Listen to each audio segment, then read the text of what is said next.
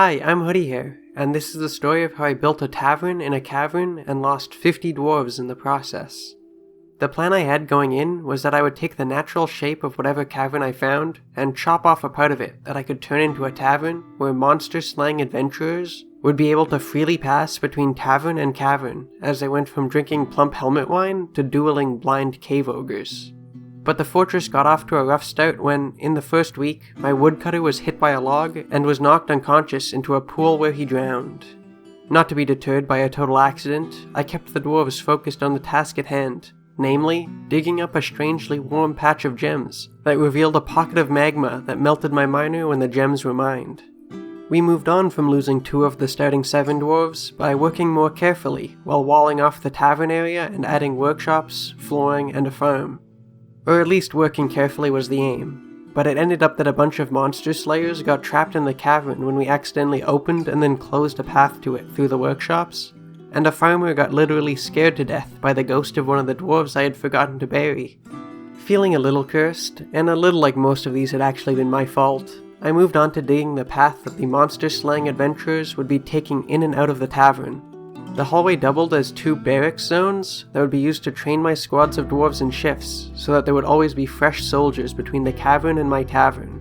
However, I didn't finish digging the path all the way through to the cavern because 1, my squads weren't good enough yet, and 2, they especially weren't good enough to do anything about the forgotten beast that chose this time to come light fire to the caverns. It was a huge blob of flame with a protective shell on its back, and it immediately went to work spitting fire at some of the monster slayers I had abandoned in the caverns a year prior.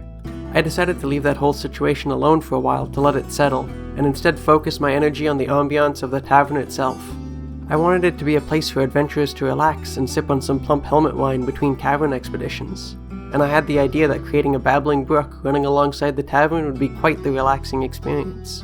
Of course, the only place to get a renewable source of water was the river all the way up on the surface, so we began digging a tunnel that led from the river, down a long corkscrew, and past the edge of the tavern. The plan was to take it down from there again, and over to the edge of the map, but while digging it out, some additional cavern space was discovered off to the side of the tavern, and then, when a dwarven woman and her baby went out there, some angry serpent men were also discovered. There was no chance to rescue the 2 of them without getting into an all-out war with the serpent men, so instead we just built up some walls as fast as we could, and went back to digging to put it out of our minds. Eventually, we reached the edge of the map and carved fortifications into the stone to create a drain. After a year spent wrapping my mind around and then setting up a glass industry, the river viewing windows were built and placed into the tavern, and it was time to let the water flow. Unfortunately, things went sideways immediately when the river was dug into.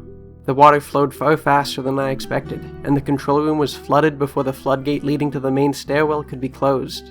In a panic, I set a wall to be built at the edge of the staircase with whatever material was closest, and Mafol sacrificed herself by grabbing the nearest stone and building the wall from inside the flooding control room. With the tavern saved, I watched as the water rushed down the corkscrew and past the tavern window. As long as nobody knew that a woman had sacrificed herself building a wall to save the tavern from flooding, I'm sure it was quite the peaceful sight. From there, it went down the tunnels and successfully drained out the fortifications. As far as projects went, losing 3 dwarves during the construction of a stream was not great, but also far from the worst I'd ever dealt with, so I'll call it a win. Around this time, I noticed that the serpent men were engaged in a massive war with the forgotten beast, and were dropping shields and weapons left and right as they died. This once again told me that now was probably not the time to open up the adventurer's hallway, and so I went back to decorating the tavern. While looking around for artifacts that I could put on pedestals in the tavern, I noticed something odd. Ushalabir, treason romanced, my prized Nazoosh, was in the possession of a human named Desli Ijasebe. Considering I had made a whole video about how cursed this magnetite Nazoosh was, and how I needed to lock it away to protect it, I was not happy to see it here in the hands of a human, and so she was killed for her apparent theft. It was stored in one of the tavern chests, and I just hoped that this time people would be able to enjoy the music without being driven into a murderous rage out of a desire to steal it for themselves. Eventually, as I saw the serpent men disappear and the forgotten beast slow down a little from the constant onslaught of serpent men it had faced, I thought that it might be an okay time to open the hallway. I was convinced that it was definitely the right time to open the hallway when people started asking me to build a temple. I was running a tavern after all, not a church.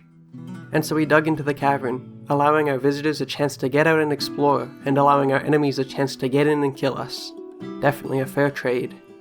After a couple people wandered out and got themselves killed, the mood in the fortress began to turn a little sour. In my eyes, they should have been counting their lucky stars that the Forgotten Beast had lost its shell and had become withdrawn over on the far edge of the map, instead of coming in and burning down the whole tavern. But sometimes dwarves don't realize how good they have it.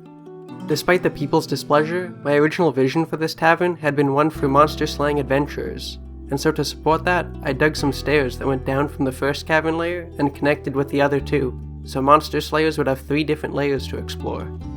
If anyone was scared about opening up our avenues of attack from 1 cavern to 3, they shouldn't have been, because it was our original cavern layer that was the source of the massive serpent man attack that killed over 30 of my dwarves. If only I knew where they hid the emergency alert in the Steam version. After that, the mood in the fortress was noticeably worse, and people were not as eager to head out the cavern doors, other than the monster slayers, of course.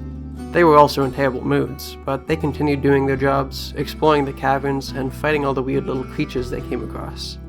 With fewer civilians wandering in and out of the tavern, the next serpent man attack was less successful, and resulted in the deaths of a large number of serpent men. And then when a great Loris Forgotten Beast came, only a couple of dwarves died before it was taken care of. Having fought off attacks from Serpent Man and Forgotten Beast alike, I was willing to consider my adventurer's tavern a resounding success. Sure, we only had 50 dwarves alive, and had probably lost over 50 in the 5 years we were open, but intruders had failed to break into the tavern, and our monster-slaying visitors were doing their thing all over the caverns. It was just what I had envisioned when I set out to make a cavern tavern, so what more could I ask for? Thanks for watching.